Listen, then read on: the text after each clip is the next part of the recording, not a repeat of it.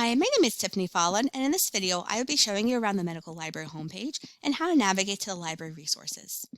So from our homepage, library.fau.edu/medical, you can see the left-hand navigation column that has several pages to choose from.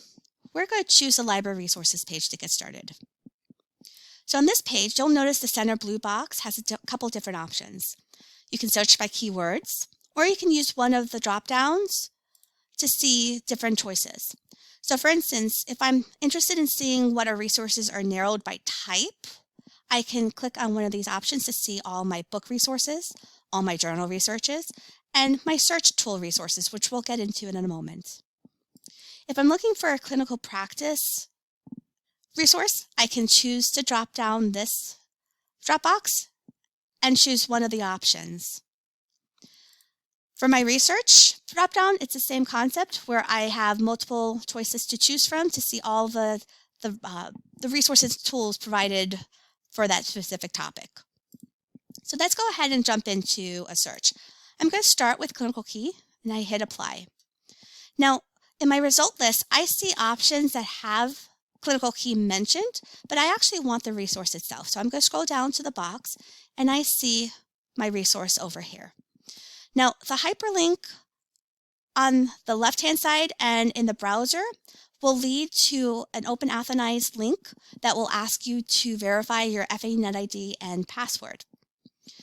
The options on the right-hand side are support options. So what is the resource about? What is clinical key about? Where can you find clinical key? In this instance, we have a browser option and an app option, and then support material on how to access the app and set it up. We have a section on how to utilize the clinical key. We have a library guide and then the clinical key provided support pages. And then in the SAS section, we have a features list. So for a deeper dive into the nature of clinical key, how you can utilize it, just head here so you can see the full list of resources it offers you. Now, I'm going to use this to springboard into the next topic, which is searching a general topic. So, for instance, patient education. I can see here clinical key offers several options. And maybe I want to see what other resources we offer that provide patient education.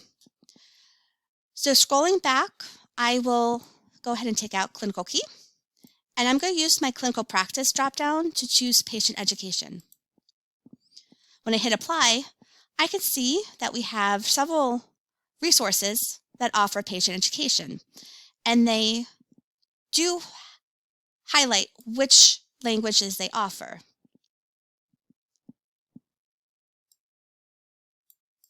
So for instance,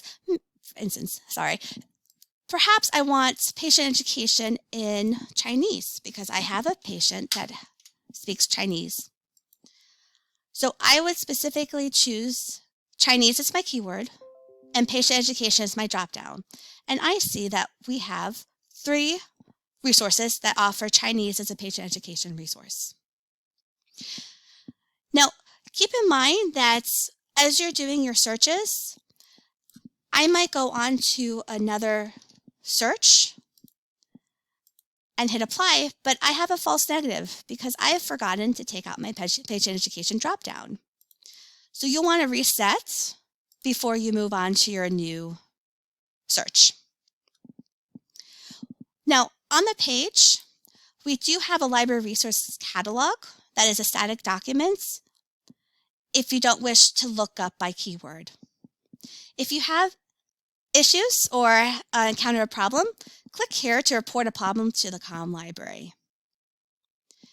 Now, let's say that I want to search.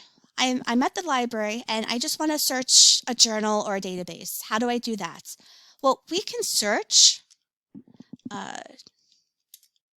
for journals and see this link for all electronic journals powered by Primo VE. If I click on that, I'm able to then search for a journal.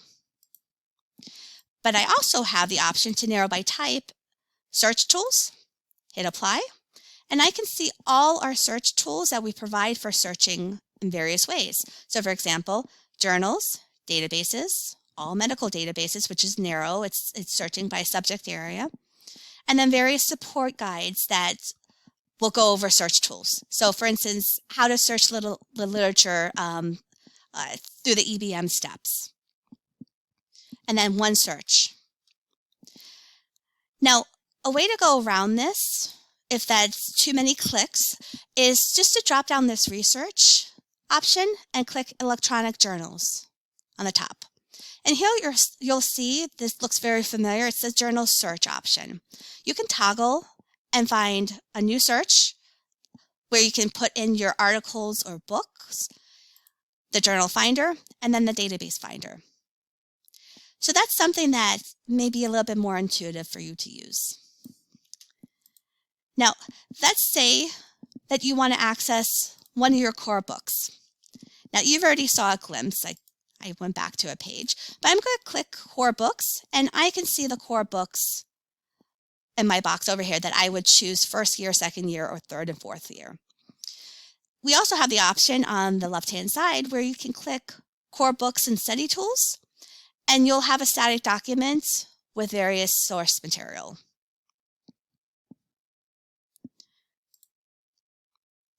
So the next one I wanted to mention was that we have guides on various topics. You can access all of them by typing in, selecting Narrow by Type Guides, and you can scroll down. You also have the option to look on the left-hand navigation page, click the Guides option, and you'll access a static page that lists all our guides.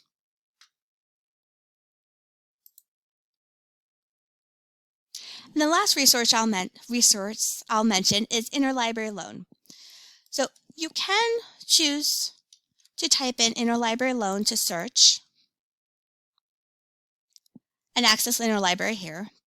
But personally, I find it easier just to click the box on the side and scroll down to log in or request an Interlibrary Loan account. So that concludes this video. I hope you've learned something new. If you have any questions, please reach out. You can click the Contact Us option to access our contact information. Email, you can schedule an appointment. You can access our virtual office and then find out our drop-in office hours.